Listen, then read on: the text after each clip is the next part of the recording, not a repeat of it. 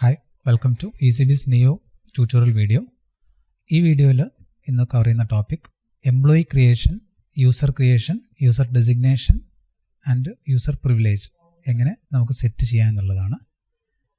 ഈ കാര്യങ്ങൾ ചെയ്യണമെന്നുണ്ടെങ്കിൽ എപ്പോഴും അഡ്മിൻ യൂസറിൻ്റെ ക്രെഡൻഷ്യൽ ആയിരിക്കണം ലോഗിൻ ചെയ്യേണ്ടത്. User name and password admin user ആയിരിക്കണം. അഡ്മിൻ യൂസറിൽ ലോഗിൻ ചെയ്ത് കഴിഞ്ഞാൽ മുകളിൽ നമുക്ക് മൊഡ്യൂൾസ് അവൈലബിൾ ആണ്. അതിൽ ഫസ്റ്റ് എംപ്ലോയി ക്രിയേഷൻ ചെയ്യുന്നതിന് വേണ്ടി HR മാസ്റ്റേഴ്സ് എംപ്ലോയി എന്നുള്ള ഓപ്ഷൻ സെലക്ട് ചെയ്യുക. എംപ്ലോയി എന്നുള്ള ഓപ്ഷൻ സെലക്ട് ചെയ്ത് കഴിഞ്ഞാൽ എംപ്ലോയി ഡീറ്റെയിൽസിൽ നിലവിൽ ക്രിയേറ്റ് ചെയ്തിട്ടുള്ള എല്ലാ എംപ്ലോയീസും ഈ ലിസ്റ്റിൽ അവൈലബിൾ ആവും. പുതിയൊരു എംപ്ലോയിനെ ആഡ് ചെയ്യുന്നതിന് വേണ്ടി ആഡ് ബട്ടൺ ക്ലിക്ക് ചെയ്യുക.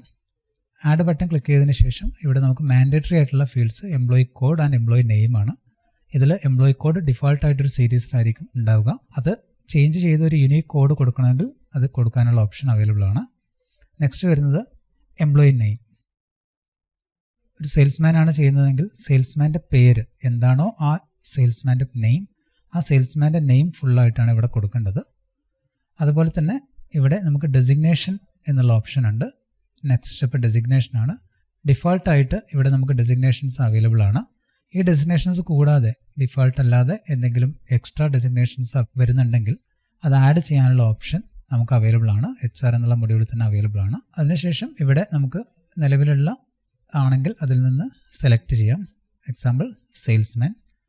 ഇവിടെ സെയിൽസ്മാൻ ആണ് സെലക്ട് ചെയ്യുന്നതെന്നുണ്ടെങ്കിൽ മാത്രമേ നമുക്ക് സെയിൽസ്മാൻ റിലേറ്റഡ് ആയിട്ടുള്ള കുറച്ച് റിപ്പോർട്ട്സ്, സെയിൽസ്മാൻ വൈസ് റിപ്പോർട്ടുകൾ അവൈലബിൾ ആവുക.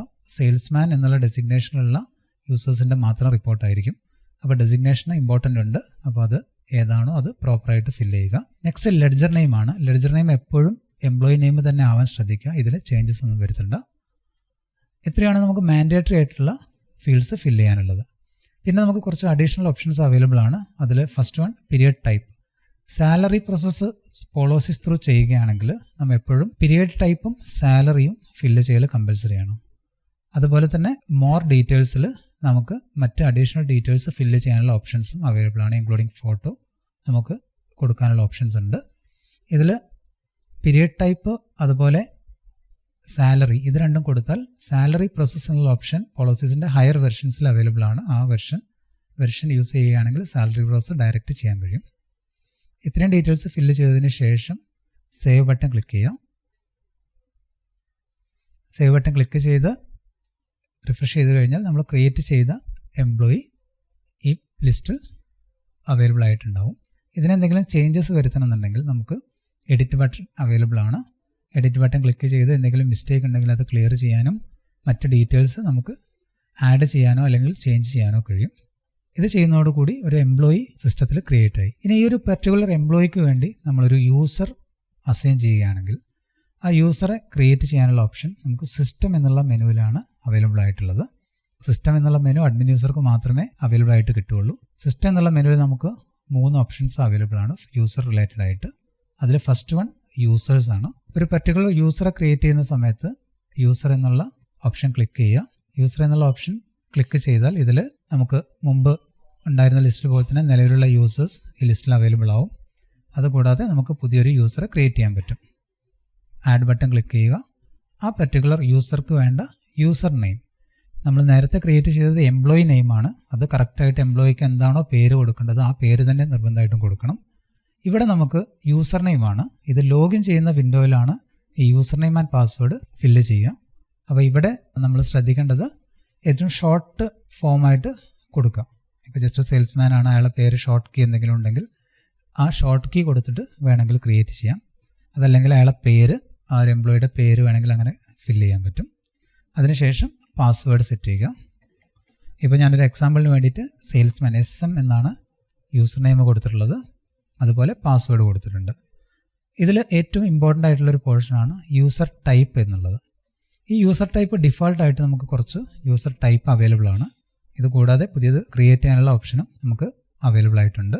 ഇതിൽ ഒരു സെയിൽസ്മാൻ ആയിട്ടാണ് ക്രിയേറ്റ് ചെയ്യുന്നതെങ്കിൽ എപ്പോഴും ഡെസിഗ്നേഷൻ അവിടെ നമ്മൾ സെയിൽസ്മാൻ എന്നാണ് കൊടുത്തിട്ടുള്ളത്. ഇവിടെ യൂസർ ടൈപ്പിൽ ബില്ലിംഗ് സ്റ്റാഫ് എന്നായിരിക്കണം സെലക്ട് ചെയ്യേണ്ടത്. ബില്ലിംഗ് സ്റ്റാഫ് എന്നുള്ള യൂസർക്ക് സെയിൽ ചെയ്യാനുള്ള പെർമിഷൻസ് മാത്രമേ ഉണ്ടാവുള്ളൂ. പർച്ചേസ് ചെയ്യാനോ അല്ലെങ്കിൽ ഒരു സെയിൽസ് എഡിറ്റ് ചെയ്യാനോ അതുപോലത്തെ പെർമിഷൻസ് ഉണ്ടാവില്ല. അതിനെ നമുക്ക് മോഡിഫൈ ചെയ്യാനുള്ള ഓപ്ഷനാണ് ഞാൻ മുകളിൽ നേരത്തെ പറഞ്ഞ യൂസർ ടൈപ്പും യൂസർ റൈറ്റ്സും എന്നുള്ള ഓപ്ഷൻസ് കൊണ്ട് ചെയ്യാൻ പറ്റുന്നത്. ഓക്കെ, ഇപ്പോൾ നിലവിൽ യൂസർ ക്രിയേഷനിൽ സെയിൽസ്മാൻ എന്ന് കൊടുത്തു, ബില്ലിംഗ് സ്റ്റാഫ് എന്നുള്ള പാസ്വേഡ് കൊടുത്തു, അതിനുശേഷം ബില്ലിംഗ് സ്റ്റാഫ് എന്നുള്ള യൂസർ ടൈപ്പ് കൊടുത്തു.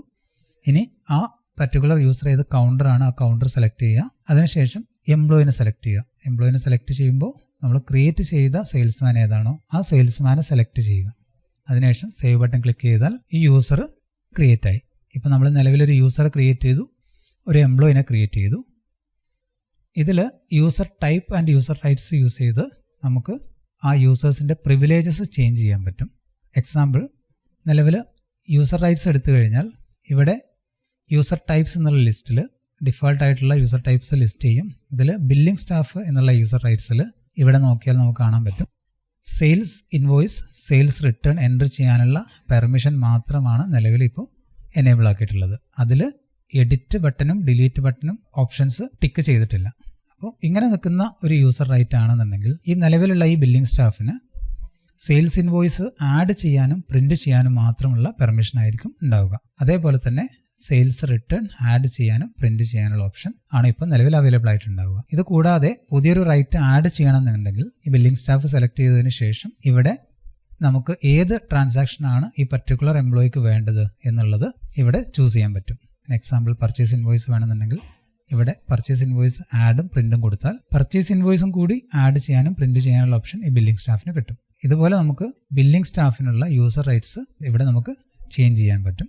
ബില്ലിംഗ് സ്റ്റാഫ് ഉൾപ്പെടെയുള്ള നമുക്ക് ഒരുപാട് ഡിഫോൾട്ടായിട്ടുള്ള യൂസർ റൈറ്റ്സ് അവൈലബിൾ ആണ്. ഇതിൽ ഏത് യൂസർ റൈറ്റ്സിനും നമുക്ക് ഇഷ്ടമുള്ള റൈറ്റ്സ് സെറ്റ് ചെയ്യാൻ പറ്റും. അതുപോലെ തന്നെ ഒരു പുതിയ യൂസർ ടൈപ്പ് ക്രിയേറ്റ് ചെയ്യാനുള്ള ഓപ്ഷനും നമുക്കിവിടെ അവൈലബിൾ ആണ്. യൂസർ ടൈപ്പിൽ ഡിഫോൾട്ടായിട്ടുള്ളത് ലിസ്റ്റിൽ വരും. ആഡ് ബട്ടൺ ക്ലിക്ക് ചെയ്ത് പുതിയൊരു യൂസർ ടൈപ്പ് പേരും കോഡും കൊടുത്ത് നമുക്ക് ക്രിയേറ്റ് ചെയ്യാം. ഇതിലില്ലാത്ത എന്തെങ്കിലും ഒരു കാറ്റഗറി, ഡ്രൈവർ അല്ലെങ്കിൽ അങ്ങനെ എന്തെങ്കിലും ഒരു യൂസർ ടൈപ്പ് ഉണ്ടെങ്കിൽ, അല്ലെങ്കിൽ ബില്ലിംഗ് സ്റ്റാഫ് തന്നെ കുറച്ചും കൂടി എക്സ്ട്രാ കൂടുതൽ ആക്സസ് ഉള്ള ബില്ലിംഗ് സ്റ്റാഫ് വേണമെന്നുണ്ടെങ്കിൽ അങ്ങനത്തെ കാര്യങ്ങളെല്ലാം നമുക്ക് പുതിയൊരു യൂസർ ടൈപ്പ് കൊടുത്ത് ക്രിയേറ്റ് ചെയ്തതിന് ശേഷം ആ യൂസർ ടൈപ്പ് നമ്മൾക്ക് ഒരു പർട്ടിക്കുലർ യൂസർക്ക് അസൈൻ ചെയ്ത് സെറ്റ് ചെയ്യാൻ പറ്റും. ഇത്രയും ചെയ്യുന്നതോടുകൂടി ഒരു എംപ്ലോയി ക്രിയേഷനും യൂസർ ക്രിയേഷനുമാണ് ഇപ്പോൾ കംപ്ലീറ്റ് ആയിട്ടുള്ളത്. ഇനി സോഫ്റ്റ്വെയർ ക്ലോസ് ചെയ്ത് ആ പർട്ടിക്കുലർ യൂസർ നെയിമുള്ള യൂസറിൽ ലോഗിൻ ചെയ്ത് കഴിഞ്ഞാൽ, എക്സാമ്പിൾ നമ്മൾ SM എന്നാണ് യൂസർ നെയിം കൊടുത്തത്, പാസ്വേഡ് കൊടുത്തു ലോഗിൻ ചെയ്താൽ ആ പർട്ടിക്കുലർ എംപ്ലോയിക്ക് എന്ത് ആക്സസ് ആണോ കൊടുത്തിട്ടുള്ളത് ആ ആക്സസ് മാത്രമായിരിക്കും ഈ ലിസ്റ്റിൽ അവൈലബിൾ ആയിട്ടുണ്ടാവുക. Example, transaction sales invoice select ചെയ്യുമ്പോൾ ഓട്ടോമാറ്റിക്കായിട്ട് സെയിൽസ്മാൻ എന്നുള്ള സ്ഥലത്ത് ആ പർട്ടിക്കുലർ യൂസർക്ക് അസൈൻ ചെയ്ത സെയിൽസ്മാൻ ആ ലിസ്റ്റിൽ വന്നിട്ടുണ്ടാവും, ഓട്ടോമാറ്റിക്കായിട്ട് അസൈൻ ആയിട്ടുണ്ടാവും.